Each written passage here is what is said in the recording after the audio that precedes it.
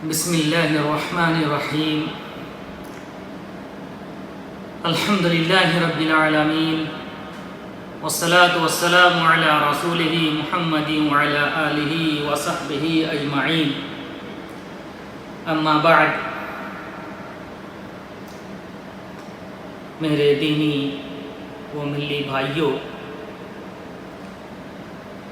فضیلت الشیخ سعد بن علی السلمی حفظہ اللہ کا سلسلہ دروس عربی زبان میں جو اذان اور اقامت کے درمیان چل رہا ہے، اس کی تیسری کڑی کو ہم لوگ آج انشاءاللہ اردو زبان میں سمجھنے کی کوشش کریں گے۔ اللہ رب العزت ہماری اس نشست کو باعث و خیر و برکت بنائے اور نفع بخش بنائے۔ میرے بھائیوں، سلسلہ دروس کی یہ کڑی بھی لا الہ الا اللہ سے متعلق ہے۔ میرے بھائیوں، شیخ محترم نے پچھلی دو نشستوں میں کلمہ توحید لا الہ الا اللہ کا معنی، اسی کلمہ توحید کے دو ارکان نفی اور اثبات، اور اس کلمہ توحید کی 7 شروط جو کتاب و سنت سے ماخوذ ہیں ان کو بیان کیا۔ میرے بھائیوں، صرف لا الہ الا اللہ کی گواہی دینا کافی نہیں ہے، بلکہ اس کے ساتھ ساتھ محمد الرسول اللہ کی گواہی دینا بھی ضروری ہے۔ اگر کوئی شخص صرف لا الہ الا اللہ کی گواہی دے اور محمد الرسول اللہ کا انکار کرے تو یہ اس کے لیے بالکل ہی فائدہ مند نہیں ہے، اس سے بالکل کام نہیں چلے گا۔ اسی طرح کوئی شخص محمد الرسول اللہ کی گواہی دے لیکن لا الہ الا اللہ کا انکار کرے تو ایسی صورت میں بھی یہ ان کے لیے فائدہ مند بالکل ہی نہیں ہوگا، یہ کافی نہیں ہوگا، بلکہ یہ دونوں کلمہ توحید لا الہ الا اللہ اور محمد الرسول اللہ یہ دونوں لازم ملزوم ہیں۔ ہر ایک مومن بندے کے لیے ضروری ہے کہ وہ دونوں کی گواہی دے۔ میرے بھائیوں، جس طرح کلمہ توحید لا الہ الا اللہ کی 7 شرطیں ہیں، اسی طرح محمد الرسول اللہ کی 7 شرطیں ہیں، اور یہ وہی شرطیں ہیں جو کلمہ توحید لا الہ الا اللہ کی شرطیں ہیں، یعنی دونوں کی جو شرطیں ہیں وہ ایک ہیں، یعنی علم، یقین، قبول، انقیاد، صدق، اخلاص اور محبت، یہ 7 شرطیں محمد الرسول اللہ کی بھی ہیں۔ میرے بھائیوں، آج ہم لوگ محمد الرسول اللہ کی گواہی دینے کا کیا مطلب ہے اس کو ٹھیک طریقے سے سمجھنے کی کوشش کریں گے۔ میرے بھائیوں، رسول اللہ صلی اللہ علیہ وسلم کی گواہی، یعنی محمد صلی اللہ علیہ وسلم اللہ کے رسول ہیں، جب اس کی کوئی شخص گواہی دیتا ہے، جب ہم اس کی گواہی دیتے ہیں تو اس کا مطلب یہ ہوتا ہے طاعتہ فیما امر، تصدیقہ فیما اخبر، اجتناب ما نہی عنہ وزجر، اللہ یعبد اللہ الا بما شرع۔ یہ 4 چیزیں۔ پہلی چیز طاعتہ فیما امر، اس کا معنی یہ ہوتا ہے کہ اللہ کے رسول صلی اللہ علیہ وسلم کو جب ہم نے رسول تسلیم کر لیا تو جو بھی وہ حکم دیں گے ہم اس کو بجا لائیں گے۔ مثال کے طور پر اللہ کے رسول صلی اللہ علیہ وسلم نے جن باتوں کا حکم دیا ہے وہ فرائض ہیں، واجبات ہیں، مستحبات ہیں۔ فرائض کی مثال جیسے توحید، نماز، روزہ، زکوٰۃ، حج، یہ جو اسلام کے 5 ارکان ہیں یہ ہیں۔ اسی طرح ایمان کے ارکان بھی اس میں داخل ہیں، اور اس کے علاوہ اللہ کے رسول صلی اللہ علیہ وسلم نے اور بھی چیزوں کا حکم دیا ہے لیکن ان کو لازمی اور ضروری نہیں قرار دیا ہے تو ان کو بھی بجا لانا۔ مثال کے طور پر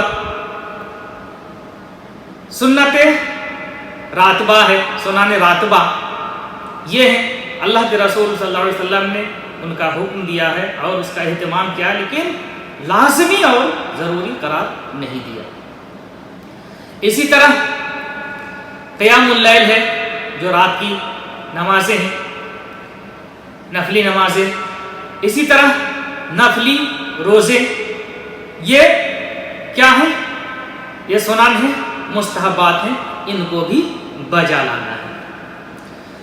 دوسری چیز تصدیقہ فیما اخبر، آپ صلی اللہ علیہ وسلم نے جن باتوں کی خبر دی ہے، جن چیزوں کی خبر دی ہے ان کی تصدیق کرنا۔ یہ چیزیں چاہے ماضی سے تعلق رکھتے ہوں یا مستقبل سے تعلق رکھتے ہوں۔ ماضی سے تعلق رکھنے کی مثال جیسے آپ صلی اللہ علیہ وسلم نے زمین و آسمان کی تخلیق کے بارے میں بیان فرمایا۔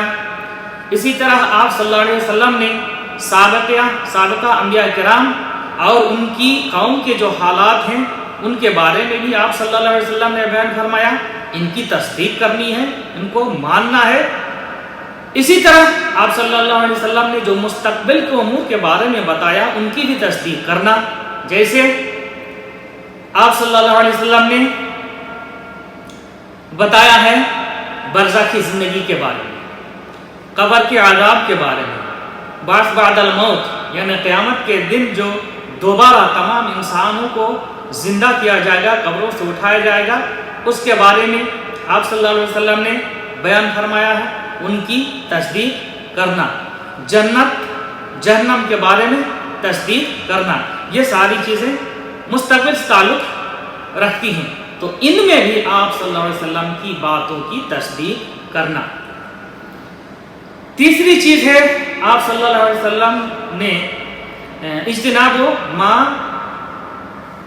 نہا عنہ وزجر، یعنی جن چیزوں سے، جن محرمات سے اللہ کے رسول صلی اللہ علیہ وسلم نے روکا ہے ان سے پوری طرح رک جانا، ان سے باز رہنا۔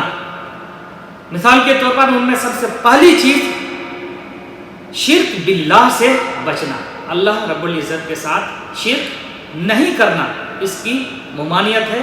آپ صلی اللہ علیہ وسلم نے بھی اس سے روکا ہے تو اس سے رک جانا۔ اسی طرح غیبت ہے، چغلی ہے، زنا ہے، سود ہے، ان تمام چیزوں سے آپ صلی اللہ علیہ وسلم نے ان سے روکا ہے، اس لیے ہم تمام لوگوں کو ان سے پوری طرح باز رہنا ہے۔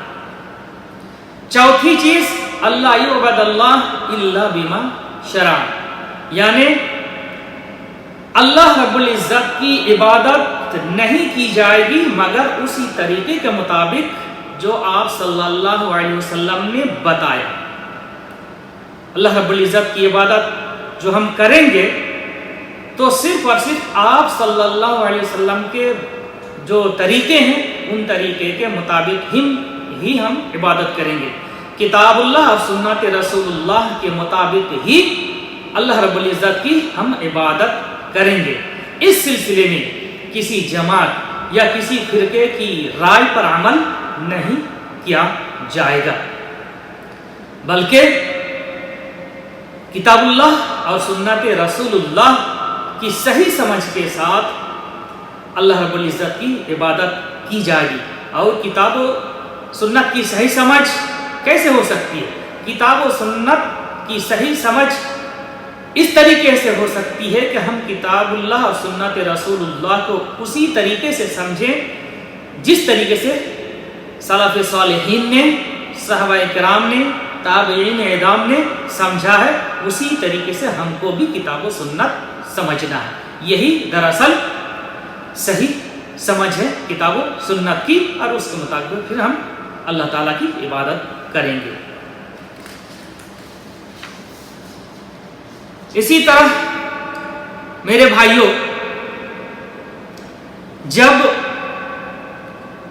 ہم نے یہ تسلیم کر لیا کہ محمد صلی اللہ علیہ وسلم اللہ کے رسول ہیں، تو اس کے بعد کسی بھی معاملے میں جب جھگڑا ہو جائے، اختلاف ہو جائے اور مخاصمہ ہو جائے، تو اس کے حل کے لیے کتاب اور سنت کو ہی حاکم بنائیں گے۔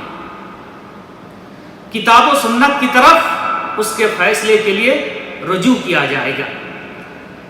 کتاب اللہ رب العزت کی کتاب جو آپ صلی اللہ علیہ وسلم کو دی گئی ہے، اور آپ صلی اللہ علیہ وسلم کی موجودگی میں آپ صلی اللہ علیہ وسلم سے رجوع کیا جاتا تھا، لیکن آپ صلی اللہ علیہ وسلم کے دنیا سے گزر جانے کے بعد آپ صلی اللہ علیہ وسلم کی جو سنت ہے اس کی طرف رجوع کیا جائے گا۔ آج ہم لوگوں کو کسی بھی مسئلے کے حل کے لیے کتاب اللہ اور سنت رسول اللہ کی طرف رجوع کرنا پڑے گا۔ چنانچہ اللہ رب العزت نے بیان فرمایا، یا ایھا الذین آمنوا اطیعوا اللہ واطیعوا الرسول واولی الامر منکم فإن تنازعتم فی شیء فردوه الی اللہ والرسول ان کنتم تؤمنون باللہ والیوم الآخر۔ کیا بیان فرمایا؟ فإن تنازعتم فی شیء، اگر تم لوگوں کا اختلاف کسی چیز میں ہو جائے تو تم لوگ اللہ اور رسول کی طرف رجوع کرو، اگر تم لوگ اللہ اور یوم آخرت پر ایمان رکھتے ہو۔ ظاہر بات ہے، اللہ کا فضل ہے، ہم لوگ اللہ رب العزت پر اور یوم آخرت پر ایمان رکھتے ہیں، تو ہم لوگوں کا طریقہ کار یہی ہونا چاہیے مسائل کے حل کے لیے۔ اللہ رب العزت نے یہ بھی بیان فرمایا، فلا وربک لا یؤمنون حتی یحکموک فیما شجر بینہم ثم لا یجدوا فی انفسہم حرجا مما قضیت ویسلموا تسلیما، کہ آپ کے رب کی قسم وہ مومن نہیں ہو سکتے یہاں تک کہ وہ لوگ اپنے آپس کے جھگڑوں میں آپ کو حاکم بنائیں، پھر وہ لوگ اپنے دلوں میں کوئی تنگی محسوس نہ کرے اس سلسلے میں جو آپ نے فیصلہ فرمایا، اور وہ لوگ پوری طرح اسے تسلیم کر لیں۔ تو میرے بھائیوں، کسی بھی معاملے میں اگر اختلاف ہو جائے تو محمد الرسول اللہ کی گواہی دینے کا تقاضا یہ ہے کہ ہم ان کے حل کے لیے کتاب اللہ اور سنت رسول اللہ کی طرف رجوع کریں۔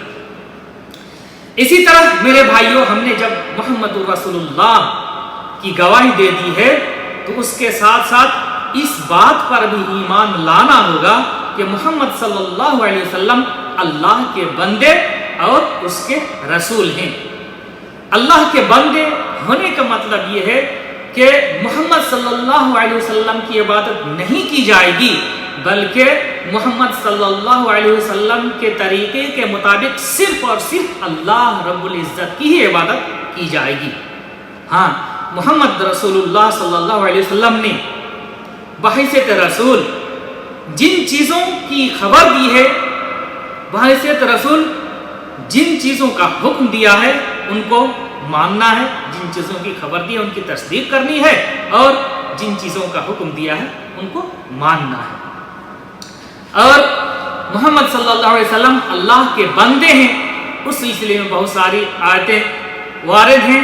اللہ تعالیٰ نے ان آیتوں میں سے ایک آیت یہ بھی ہے، فرمایا ہے سبحان الذی اسرا بعبدہ لیلا من المسجد الحرام الی المسجد الاقصی. اسرا بعبدہ، تو یہ جو عبد کا لفظ ہے اللہ رب العزت نے محمد صلی اللہ علیہ وسلم کے لیے استعمال کیا، اس لیے محمد صلی اللہ علیہ وسلم اللہ کے بندے اور رسول ہیں. اس بات پر ہم لوگوں کو ایمان لانا پڑے گا. اسی طرح میرے بھائیوں، جب ہم لوگوں نے محمد صلی اللہ علیہ وسلم کو اللہ کے رسول مان چکے ہیں، گواہی دے چکے ہیں، تو ہم لوگوں کو اس بات پر ایمان لانا ہوگا کہ محمد صلی اللہ علیہ وسلم تمام لوگوں کی طرف رسول بنا کر کے بھیجے گئے ہیں، جن کی طرف بھی اور انسان کی طرف بھی. چنانچہ اللہ رب العزت نے بیان فرمایا قل یا ایھا الناس انی رسول اللہ الیکم جمیعا الذی لہ ملک السماوات والارض، کہ آپ فرما دیں کہ اے لوگو، میں تم تمام لوگوں کی طرف رسول بنا کر بھیجا گیا ہوں جس کے لیے زمین و آسمان کی بادشاہت ہے، یعنی تمام لوگوں کی طرف. اسی طرح آپ صلی اللہ علیہ وسلم جنوں کی طرف بھی رسول بنا کر کے بھیجے گئے ہیں. اللہ رب العزت نے بیان فرمایا وَإِذْ صَرَفْنَا إِلَيْكَ نَفَرًا مِنَ الْجِنِّ يَسْتَمِعُونَ الْقُرْآنَ فَلَمَّا حَضَرُوهُ قَالُوا أَنصِتُوا فَلَمَّا قُضِيَ وَلَّوْا إِلَىٰ قَوْمِهِمْ مُنذِرِينَ. اس کے بعد ایک آیت ہے، اس کے بعد یہ ہے یا قومنا اجیبوا داعی اللہ وآمنوا بہ. اللہ تبارک تعالیٰ نے کیا بیان فرمایا؟ یاد کیجئے اس وقت کو جس وقت ہم نے آپ کی طرف جنوں کی ایک جماعت کو پھیر دیا کہ وہ قرآن کریم کو سنے. جب وہ لوگ آپ کے پاس حاضر ہوئے تو ان لوگوں نے فرمایا انصتوا، آپس میں فرمایا تم لوگ چپ رہو. فلما قضی، جب بات پوری ہو گئی، آپ صلی اللہ علیہ وسلم نے آپ صلی اللہ علیہ وسلم کی بات ان لوگوں نے سن لی، یعنی آپ صلی اللہ علیہ وسلم نے جو قرآن کی تلاوت کی وہ سن لی، تو وہ لوگ اپنے قوم کی طرف گئے ان کو ڈراتے ہی اور ان کو بتاتے ہوئے. یا اس کے بعد جو ہے وَلَّوْا إِلَىٰ قَوْمِهِمْ مُنذِرِينَ، اس کے بعد ایک آیت ہے، اس کے بعد ہے آگے، تو ان لوگوں نے کہا یا قومنا اجیبوا داعی اللہ، اے ہماری قوم تم لوگ اللہ کے داعی کا جواب دو، ان کی بات مانو، وآمنوا بہ، اور ان پر ایمان لے آؤ.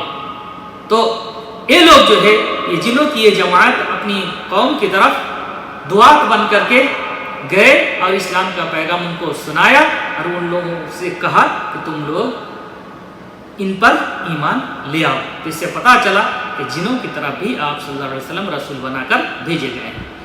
اسی طرح میرے بھائیوں، جب ہم لوگوں نے یہ تسلیم کر لیا کہ محمد صلی اللہ علیہ وسلم اللہ کے رسول ہیں، تو آپ صلی اللہ علیہ وسلم پر جو معجزات اللہ رب العزت نے نازل کیا، آپ صلی اللہ علیہ وسلم کے جو معجزات ہیں اور خارق عادت چیزیں جو آپ صلی اللہ علیہ وسلم کو دی گئی تھیں، ان پر بھی ایمان لانا پڑے گا. ان میں سے جیسے ہے انشقاق القمر، یہ آپ صلی اللہ علیہ وسلم کا بہت بڑا معجزہ ہے. اللہ کے حکم سے انشقاق القمر کا واقعہ پیش آیا تو اس کی تصدیق کرنا ہے، اس پر ایمان لانا ہے کہ ایسا ہوا ہے. اسی طرح قصہ تبوک میں آپ صلی اللہ علیہ وسلم کی انگلیوں کے درمیان سے پانی کا نکل آنا، یہ بھی آپ صلی اللہ علیہ وسلم کے معجزات میں داخل ہے، خارق عادت چیزوں میں داخل ہے. اسی طرح سب سے بڑا معجزہ جو قرآن کریم ہے اس پر ایمان لے آنا ہے، یہ تسلیم کرنا کہ آپ صلی اللہ علیہ وسلم کا معجزہ ہے جس کے ذریعے سے اللہ رب العزت نے جن اور انسان تمام لوگوں کو چیلنج کیا. اور اللہ رب العزت نے بیان فرمایا قُلْ لَئِنِ اجْتَمَعَتِ الْإِنسُ وَالْجِنُّ عَلَىٰ أَن يَأْتُوا بِمِثْلِ هَٰذَا الْقُرْآنِ لَا يَأْتُونَ بِمِثْلِهِ وَلَوْ كَانَ بَعْضُهُمْ لِبَعْضٍ ظَهِيرًا. کہ آپ فرما دیں کہ اگر جن اور انسان تمام لوگ اکٹھے ہو کر کے اس قرآن جیسا پیش کرنا چاہے تو وہ لوگ اس جیسا کوئی کلام پیش نہیں کر سکتے. وَلَوْ كَانَ بَعْضُهُمْ لِبَعْضٍ ظَهِيرًا، گرچہ وہ لوگ آپس میں ایک دوسرے کے معاون و مددگار بھی ہو جائیں، ایسا نہیں کر سکتے، نہیں پیش کر سکتے. یہ اللہ رب العزت کا بہت بڑا معجزہ. اسی طرح میرے بھائیوں، جب ہم نے محمد صلی اللہ علیہ وسلم کو اللہ کا رسول مان لیا، اس کی گواہی دے دی، تو اس بات پر بھی ایمان لانا ہوگا کہ قیامت کے دن اللہ رب العزت اپنے پیارے حبیب صلی اللہ علیہ وسلم کو مقام محمود سے نوازے گا. چنانچہ اللہ رب العزت کا فرمان ہے عَسَىٰ أَن يَبْعَثَكَ رَبُّكَ مَقَامًا مَحْمُودًا، امید ہے کہ آپ کا رب جو ہے آپ کو مقام محمود عطا کرے، بلکہ یقینی ہے کہ آپ کا رب آپ کو مقام محمود سے قیامت کے دن نوازے گا. اب یہی دراصل کیا ہے؟ شفاعت عظمیٰ ہے جو اللہ کے رسول صلی اللہ علیہ وسلم اپنے رب سے کریں گے، اور رب کریم پھر آپ صلی اللہ علیہ وسلم کی شفاعت کے ذریعے سے، اسی شفاعت عظمیٰ کے ذریعے سے اپنی مخلوق کو راحت پہنچائے گا. اسی طرح میرے بھائیوں، جب ہم نے محمد صلی اللہ علیہ وسلم کو اللہ کا رسول تسلیم کر لیا اور اس کی گواہی دے دی، تو اس بات پر بھی ہم لوگوں کو ایمان لانا ہوگا کہ اللہ رب العزت نے اپنے دین کو محمد صلی اللہ علیہ وسلم کے ذریعے سے مکمل کرنے کے بعد ہی آپ کو وفات دی.